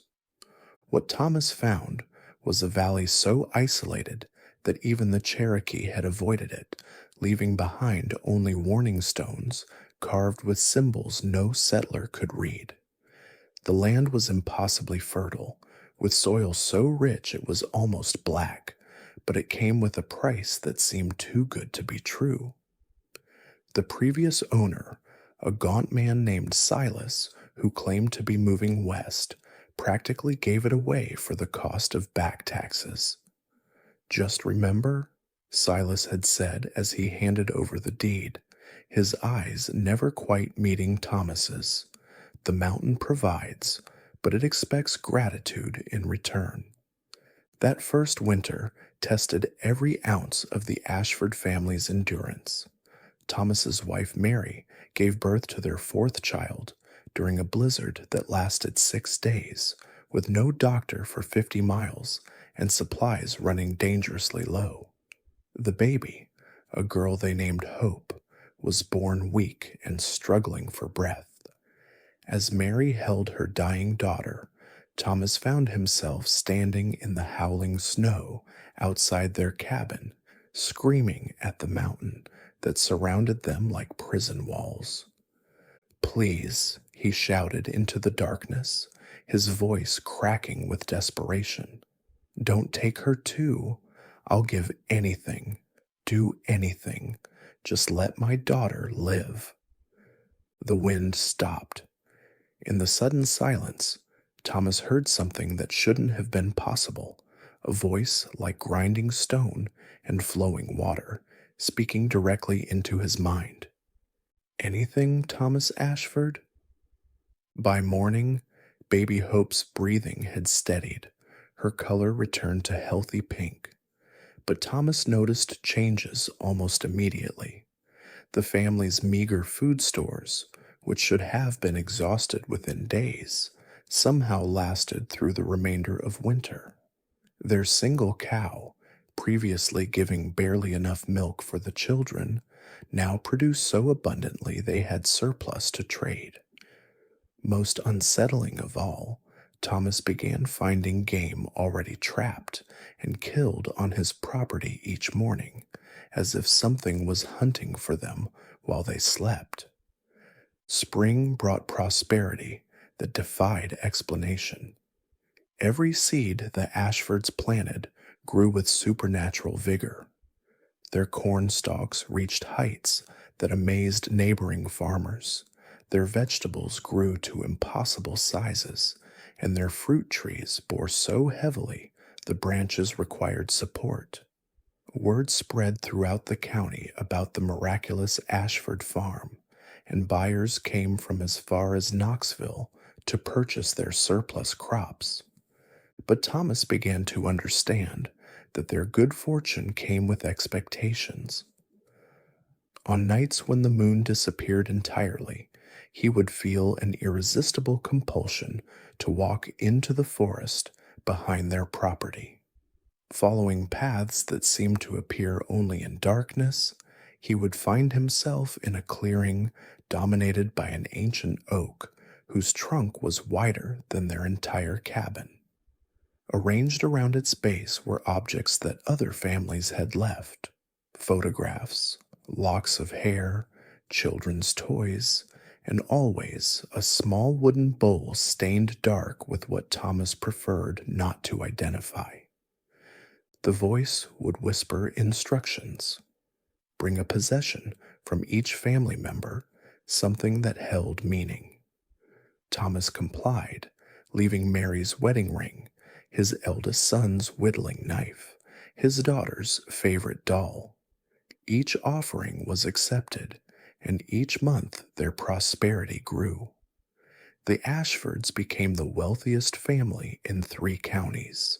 Their success so dramatic that business partners traveled hundreds of miles to secure contracts for their impossible harvests. Thomas told himself he was protecting his family, ensuring they would never face starvation again. But he couldn't ignore the changes creeping through his household like poison through clear water. His children, once bright and curious, became strangely compliant, speaking in unison when asked direct questions. Mary's laughter, which had once filled their home with warmth, gradually faded until she communicated primarily through nods and gestures, her eyes growing distant as if she was listening to conversations no one else could hear. Most disturbing were the dreams that plagued every family member. They shared identical visions of walking hand in hand through endless underground tunnels, following a light that grew brighter with each step. In these dreams, they felt overwhelming peace and belonging, as if they were finally going home after a lifetime of wandering. Thomas would wake from these visions with tears on his cheeks and an ache in his chest that felt like homesickness for a place he'd never been. The truth about their arrangement became clear during the summer of 1901, when Thomas's eldest son William turned 18. On the night of his birthday, William didn't return from checking the evening traps. Thomas found him the next morning in the sacred clearing, standing perfectly still beside the ancient oak, his eyes reflecting moonlight like an animal's. When Thomas called his name, William turned with a peaceful smile and spoke in a voice that carried harmonics impossible for human vocal cords. "The mountain has called me home, Father. I'm so grateful you made this possible." William walked deeper into the forest, moving with a fluid grace that seemed to defy gravity. Thomas followed, calling desperately, but his son vanished between one step and the next, as if the trees had simply absorbed him. When Thomas returned to the clearing, he found William's clothes neatly folded beside the oak, along with a new wooden bowl filled with something that gleamed silver in the starlight. The pattern repeated with horrifying regularity. Each child, upon reaching 18, would be called into the forest and disappear, leaving behind only peaceful expressions and the conviction that they were fulfilling a wonderful purpose. Mary never questioned these disappearances, accepting them with the same serene compliance she'd shown for years. "They're so lucky," she would say, staring into the distance with those hollow eyes. to be chosen for something so beautiful. Thomas realized with growing horror that his family was being consumed piece by piece, transformed into willing sacrifices for whatever entity dwelt in the mountain's heart. But by then, stopping the process seemed impossible. The voice in his dreams had grown stronger, more persuasive, filling him with visions of the paradise awaiting those who surrendered completely to the mountain's embrace. Even his own resistance was crumbling, replaced by a terrible longing to join his children in that peaceful darkness. The final revelation came in 1904 when only Thomas, Mary, and their youngest daughter Hope remained. On Hope's 18th birthday, as she prepared to follow her siblings into the forest, Thomas made one last desperate attempt to break their supernatural bondage. He grabbed an axe and ran to the sacred clearing, determined to destroy the ancient oak that served as their altar of sacrifice. The moment his blade touched the bark, agony beyond description so flooded through his body. He collapsed, writhing on the ground as the voice thundered through his mind with the force of an avalanche. Images flashed before his eyes, his family starving in their cabin, baby Hope dying in Mary's arms, all of them frozen to death in that first terrible winter. Then different images, his children alive and laughing in impossible underground cities, tending gardens of silver light, finally free from the pain and uncertainty of mortal existence. "You asked for their lives, Thomas Ashford," the voice rumbled through his consciousness. "I have given them eternal life. Would you prefer they had died as infants? Would you choose their suffering over their transcendence?" Thomas dropped the axe, understanding at last the true nature of their bargain. He hadn't lost his children to some malevolent force. He had traded their humanity for their survival, their mortality for their security.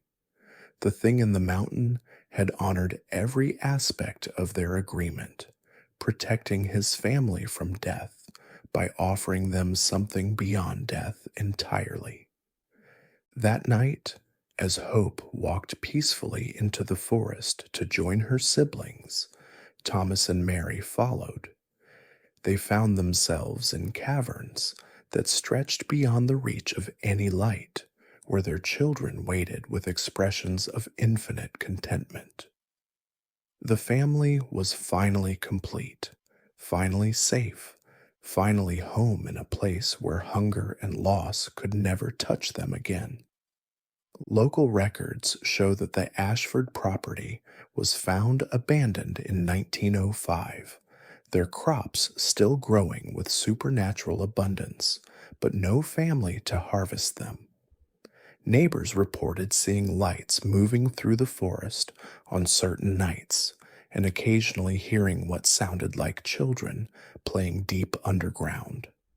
The land was eventually reclaimed by the state, though it remains unnaturally fertile to this day. Modern hikers sometimes report finding the clearing with its ancient oak, now grown to truly massive proportions. Around its base, they discover offerings left by desperate families who have somehow learned of the Ashfords' story. Photographs, jewelry, precious mementos arranged in careful circles.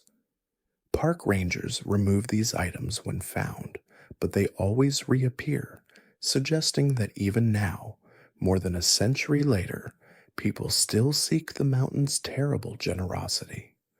Perhaps most disturbing are the reports from search and rescue teams who occasionally hear children's laughter echoing from caves that geological surveys insist are far too shallow to produce such acoustics. These sounds, witnesses claim, carry a quality of pure joy that makes listeners inexplicably homesick for a place they've never seen, a darkness they've never known. The mountain remembers the Ashford's choice, and it waits patiently for the next family desperate enough to trade everything they are for everything they might become. Because in these ancient hills, where winter can kill and poverty destroys, sometimes the most loving thing a parent can do is surrender their children to something larger than human understanding, something that promises eternal safety in exchange for eternal service. Deep in the mist-shrouded hollows of eastern Kentucky, where coal dust settles like ancient prayers and the mountains themselves seem to whisper secrets, the Grimwood family built their legacy on blood and shadow. For over a century, they perfected rituals so dark that even hardened miners would cross themselves when speaking their name. The Grimwoods arrived in Blackstone Hollow in 1889, claiming to be simple farmers fleeing debt in Virginia. But Ezra Grimwood carried more than farming tools in his wagon. Hidden beneath sacks of seed corn were wooden boxes carved with symbols that predated any known Appalachian tradition, and a leather-bound journal written in his grandfather's trembling hand. The journal contained instructions for what the family called the deepening, a ritual that had sustained their bloodline through 3 generations of poverty, disease, and death. Unlike other families who struggled against the mountain's harsh embrace, the Grimwoods seemed to thrive in ways that defied explanation. Their crops grew in soil where others failed. Their children survived winters that claimed neighboring families. When diphtheria swept through the hollow in 1893, killing dozens, every Grimwood remained untouched. Miners whispered that Ezra had made a bargain with something older than the mountains themselves. The truth was far more disturbing than simple superstition. The Grimwood homestead sat at the mouth of an abandoned mine shaft that local Cherokee had marked as cursed ground decades before white settlers arrived. The previous owners had fled after reporting strange sounds echoing from the depths, rhythmic chanting that seemed to call their names in the darkness.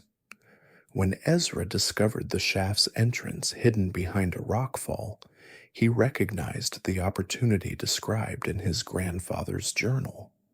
This was a thin place where the barriers between worlds grew weak during certain lunar phases.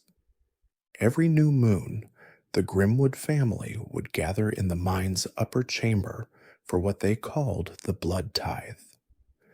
The ritual required 3 elements: fresh blood from each family member, soil from graves of those who had died violently, and water drawn from the deepest part of the mine where no light had ever touched.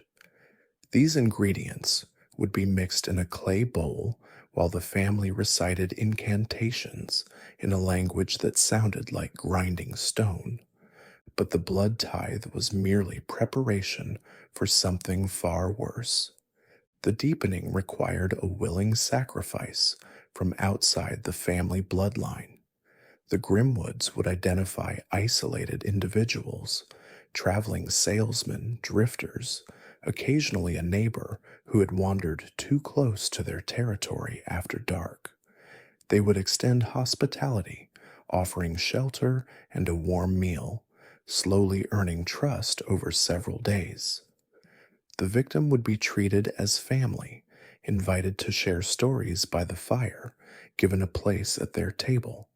On the night of the deepening, usually during the darkest phase of winter, when thick clouds obscured even starlight, they would lead their guest to the mine entrance.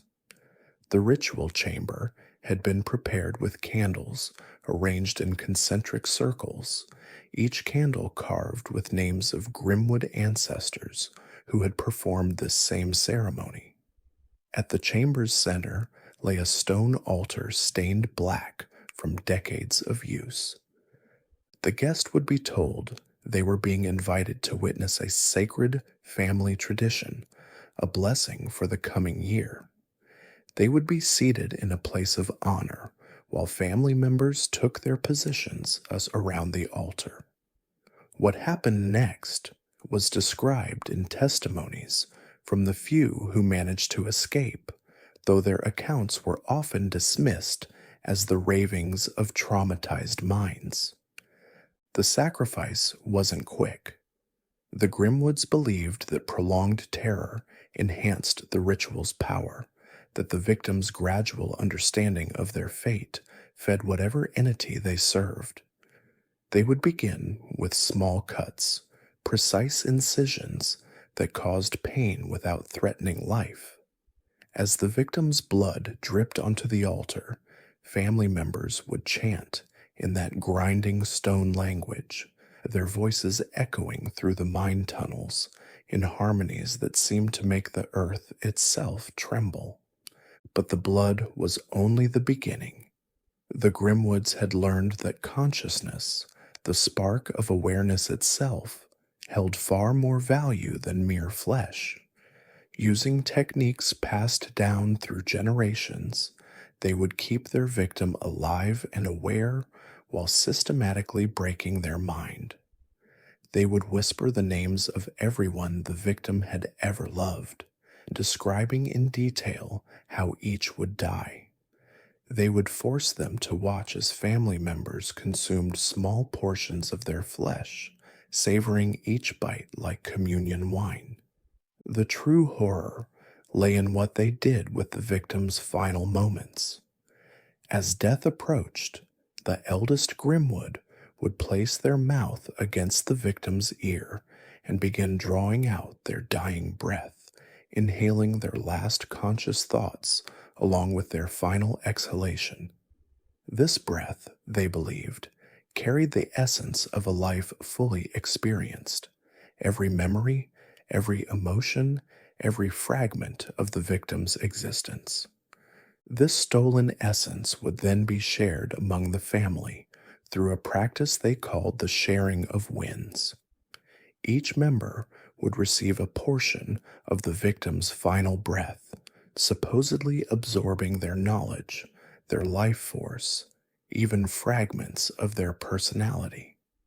Children who participated in these rituals often displayed sudden skills they had never learned, spoke in different voices, or demonstrated knowledge of events that occurred before their birth. The ritual's culmination involved placing the victim's remains in the deepest part of the mine, in chambers that the family claimed extended far beyond what any surveyor had mapped. Here, according to their beliefs, the consumed essence would ferment in absolute darkness, growing stronger over time until it could be called upon during moments of crisis or opportunity. Local authorities remained unaware of these practices for decades. The Grimwoods were careful to choose victims who wouldn't be missed immediately, and they maintained a reputation as a devout, if reclusive, family. They attended church sporadically, contributed to community efforts when disasters struck, and never displayed wealth that might attract unwanted attention. Their downfall began in 1954 when Martha Connolly, a young teacher from a neighboring county, accepted their invitation to stay overnight during a fierce snowstorm. Martha was expected at her school the following morning, and when she failed to arrive, search parties were organized within hours. Her horse was found near the Grimwood property, and investigators discovered evidence that led them to request permission to search the mine. What they found in those tunnels challenged everything they thought they knew about the limits of human depravity. The ritual chamber contained not just recent evidence of Martha's fate, but artifacts from dozens of previous victims spanning over 60 years. Personal belongings, clothing, and jewelry were arranged in careful displays like museum exhibits. More disturbing were the detailed records the family had kept, documenting each victim's final words, their fears, their last memories as recounted during the ritual's psychological torment. The deepest chambers revealed something that investigators struggled to document in their official reports. Bodies had been arranged in elaborate patterns that seemed to follow some ancient design, positioned as if they were still participating in an ongoing ceremony, even in death. The state of preservation defied explanation. Victims from decades past appeared almost fresh, their expressions frozen in final moments of terror so profound that several investigators required psychiatric treatment after the discovery. When authorities arrived to arrest the family, they found the Grimwood homestead empty. Every piece of furniture, every personal belonging, every trace of their presence had been removed with surgical precision. The only evidence of their 70-year residence was the mine itself and its horrific contents. Despite extensive searches throughout Appalachia and beyond, no member of the Grimwood family was ever located. The mine was sealed with concrete and steel, the property declared uninhabitable due to structural concerns. Official records of the investigation were classified, though rumors persisted among law enforcement officers who had witnessed the scene. The few public documents that survived described the discovery as evidence of a religious cult that had practiced human sacrifice, carefully avoiding details that might inspire copycat crimes. But the Grimwood legacy didn't end with their disappearance. Over the following decades, isolated reports emerged from across the Appalachian region, describing families with similar practices, always careful to maintain the appearance of normalcy while conducting rituals that echoed the Grimwood tradition. Whether these were surviving family members who had established new identities or other bloodlines that had learned their techniques remains unknown. Local residents still avoid the sealed mine, claiming that on moonless nights, the sound of chanting can be heard echoing from beneath the concrete barriers. Some report seeing lights moving through the forest near the old Grimwood property, flickering flames that seem to dance in patterns too deliberate to be natural phenomena. More disturbing are the occasional disappearances that continue to plague the region. Every few years, someone vanishes near the Grimwood territory. Hikers, hunters, occasionally researchers drawn by local legends. Search efforts yield no results, no trace of what befell them.